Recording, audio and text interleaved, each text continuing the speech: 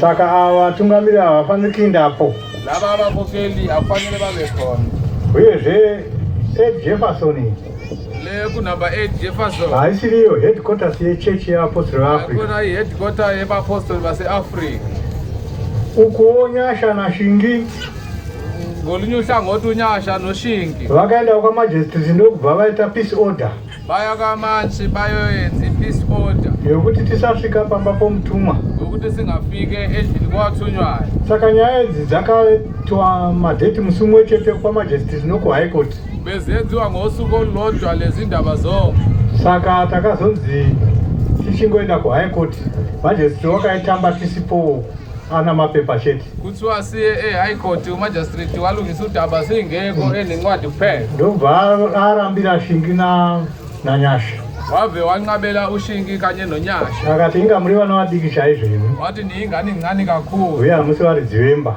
Anini nabanikazi bemuzi. Ava muri kuporera vana vomuridzi wemba. Laba enibavimbayo kuti bangafiki ibona izolingane zomnikazi womuzi. Saka hamungakwanisi kuti muvape peace order. Ize nikwazi ukuthi nibaqoshe khona lapho. Kochi chavakaita chakaipa chemheremhere. Bayenzeni okubi. Saka nyaya iyi ndaidzima. Lelu daba aluko. Uko tiri kuhigh court. Kana ngolunye uhlangothi sise high court. Gweta ravo rakabvunzwa kuti imuri kuti pamba pomutumwa hapasipo head office yechechi. Nina nite endlini kwathunywa yakhona headquarter yebandla. Zvikanzi haisi headquarter yechechi private property saka yebo akuyoni headquarter yebandla umuzi womuntu. Zvino varume vanosvika vachiita basa ravo ipapo havafaniri kuita zvimwe zvinhu ipapo. Benza umsebenzi wabo khona lapho akufanele bayenze njalo. Pachirungu vanoti they should not occupy imba yomutumwa vachiita basa ravo. Akumele basebenzise umuzi owathunywayo benza umsebenzi wabo. Jaji akati mungandipawo iwe Gweta une address here yechechi iri inoratidza head office yavo. Imanchi wathi uma kunjalo sicela usikhombise enye address isho ukuthi i-head office yabo ikephi. Akati ndinongova nayo Jefferson. Wathi iyona kuphela enginayo. Akati zvino kana zvakadero saka ndo head office yacho. Makunjalo kusho ukuthi iyona i-head office. Akati uyezve handiti pane nhumbi dzechechi dziripo here. Wathi njengamanje kune mpahla zebandla zikhona lapha. Nhumbi dzechirayiro, motokari inoshandiswa nechechi, kana ma-T35 magenerator. Amagenerator, imoto incane namatraki. Saka ava vangagozviwanira kupi kana vachida kuti zvishandiswe kuchechi. Ukufika lapha bazozithola kuphi le. Kana vane zvavanoda pano pamutumwa vanoendepi? Vanotoenda pamba pake. Bayifunayo kwathunywayo bazithola kufanele baye emzini wakhe. Saka ndo head office iyoyo. Yona head office yona leyo. Iri shoko renyu rokuti general secretary akasuspendwa. Lelizwi lelo lokuthi general secretary wasuspendwa. Constitution yenyu andinayo pano patafura yangu. Elincwadi le ebandla enginayo khona lana. Inondiratidza kuti board yechechi haina simba rokubvisa general secretary. Iyangikhombisa ukuthi board yebandla ayinawo amandla. General une simba chete mutumwa Paul Mazha wapo. Unamandla kuphela wathunywa enesipho saseAfrica. Uye pamusoro pezve office wakapa mufananidzo achiti mayelana ne-office wanikeza umzekelo esithi inini ndiri pano ndine office yangu panapa. Mina ngilana ngine office lami khona lana yandinotokhiya engikhiya inotozikanwa mzire yajaji ningi iyaziwa ukuthi yamanje isibani bani. Asi building ino haisi yangu. Kodwa leli building akuloni lami. Asi office ndinoshandisa. Kodwa i-office yelami. Ndo zvakaita varume ava. Ikhona kufana nalaba besilisa. Saka varume ava vakasungunuka kubva nhasi.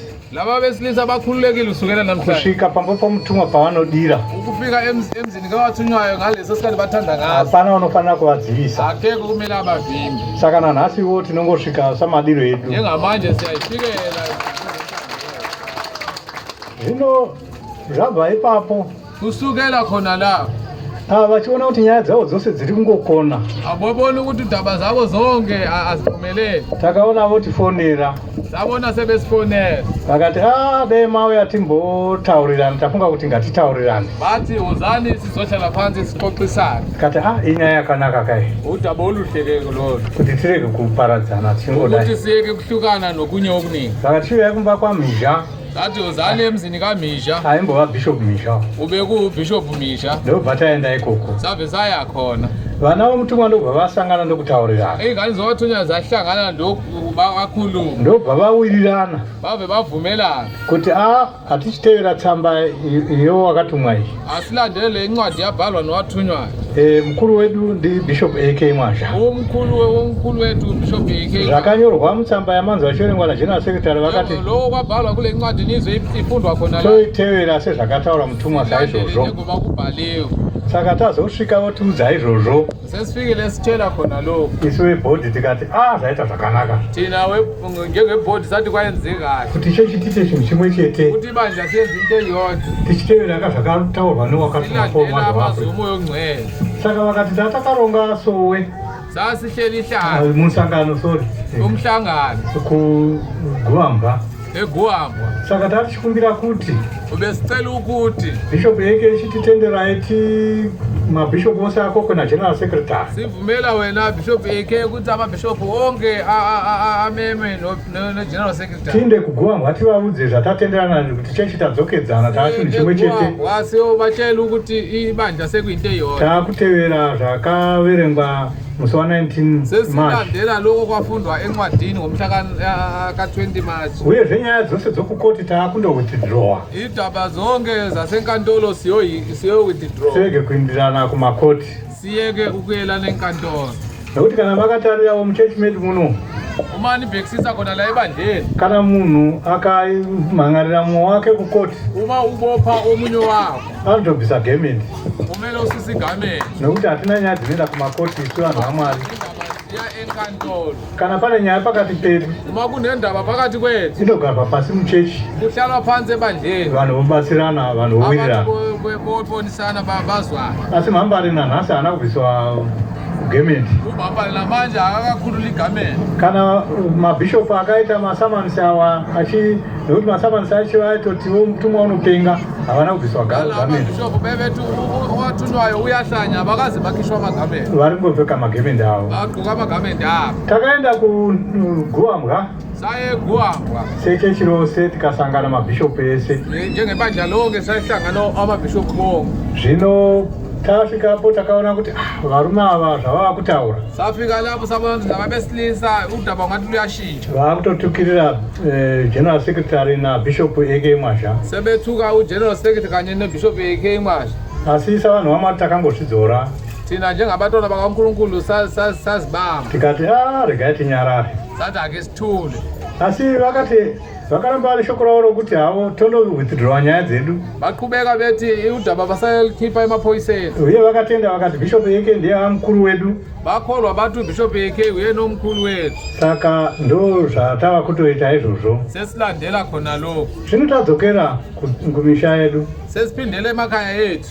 Takachibvunza mahachi kuti maapapi nekubvisa nyaya kukoti. Sabuza umahachi sathi senikupike nokususa indaba enkantolo. Zvikanzi don't worry tiri kutomhanya kugadzirisa. Bathi khululekani silungisa lezo zinto. Tikati zvinhu zviri kufamba. Sathi kuhamba kahleke uma kunjalo. Tozoti pakupera kwevhiki. Ngemva kwevhiki taona magwaro auya futi. Sabona sekuqhamuka ezinye incwadi. Zvikanzi dziri kudiwa kukoti. Athi niyafuneka enkantolo. Tikati yes. Kodwa vanga vachiti zvetiri kumhanya. Bathi bebesagijima kuyosusa lezi ndaba. Takazoshamisa toona kuti maAfidhavhiti vatowedzerazve maAfidhavhiti. Sabona sekuyengezwa amanye amaAfidhavhiti. Nachiseko Mwasha wawedzera Afidhavhiti. Kanye nochiseko Mwasha anamanye amaAfidhavhiti abaedile khona lapho. Ndo patakaona kuti varume ava havazokukurukura nava. Sabona laba besilisa ayikho into singayilungise. Vane zvavo zvavakaronga. Akhona uhlelo babo. Zvisiri zvaPauro Mwasha weAfrica. Akhona kwaPauro Mwasha waseAfrica. Saka nyaya dzamakoti dzakaramba dzichienda mberi. Udaba